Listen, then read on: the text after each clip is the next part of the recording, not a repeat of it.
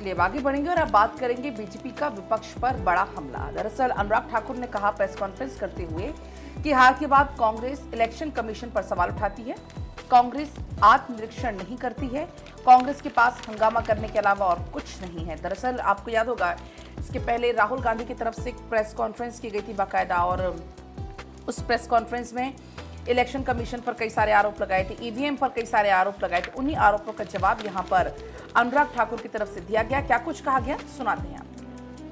परिवार और पार्टी का शुरू से ये रहा है कि चुनाव हारते हो तो वोटर पे ठीकरा फोड़ दो, या इलेक्शन कमीशन पे ठीकरा फोड़ दो, या इलेक्शन कमीशन के नियमों पर, कार्यप्रणाली पर प्रश्न चिन्ह खड़ा कर दो।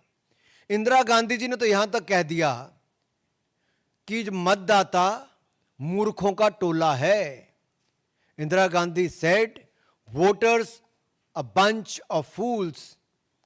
और इस 77 का चुनाव हारने के बाद कहा।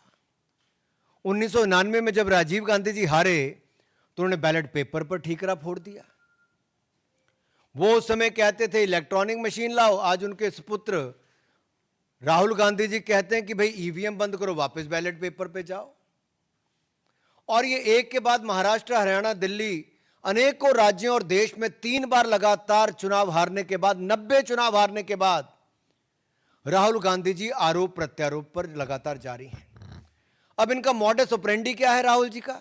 चुनाव हारो, झूठे आरोप लगाओ, कभी इलेक्शन कमीशन में कंप्लेंट दर्ज मत कराओ, कभी सबूत मत दो, और लोकतंत्र को फर्जीवाड़ा करके एक तरह से जनता को भ्रमित करने का काम करो, लोकतंत्र को नीचा दिखाने का काम करो।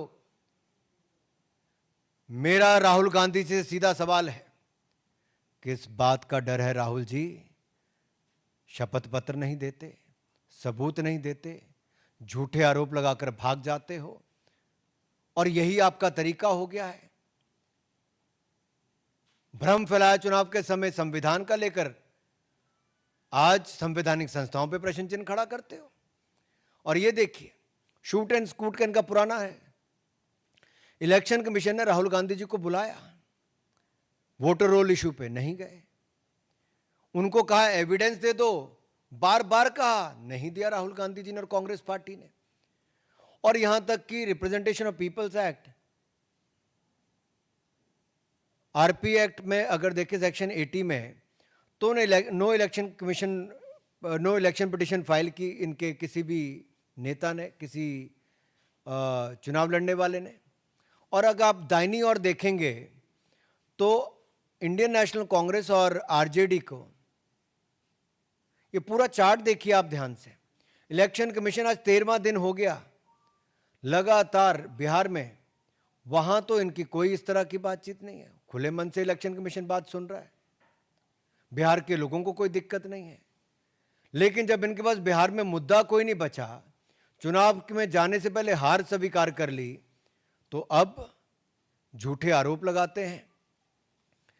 अब राहुल गांधी जी का झूठ न्यू वोटर एडिशन पर देखिए साफ दिखता है। महाराष्ट्र का मैं आपको उदाहरण देना चाहता हूं। उन्होंने आरोप लगाया था कि वोटर एडिशन बहुत होगी। मैं आपको आंकड़े दे रहा हूं। 2004 में 4.7% वोट की वृद्धि हुई, यूपीए की सरकार थी। 2009 में वृद्धि हुई 4.1% की, फिर यूपीए की सरकार बनी।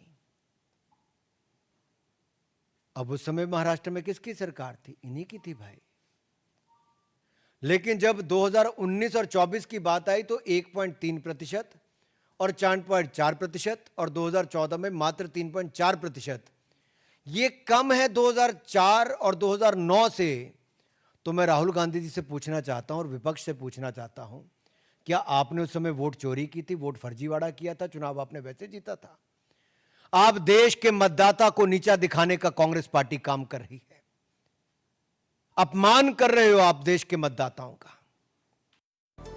बढ़ती खबरों में आगे, अयोध्या से उज्जैन की दूरी घटेगी। उज्जैन से अयोध्या के लिए स्पेशल ट्रेन की शुरुआत। मुख्यमंत्री तीर्थ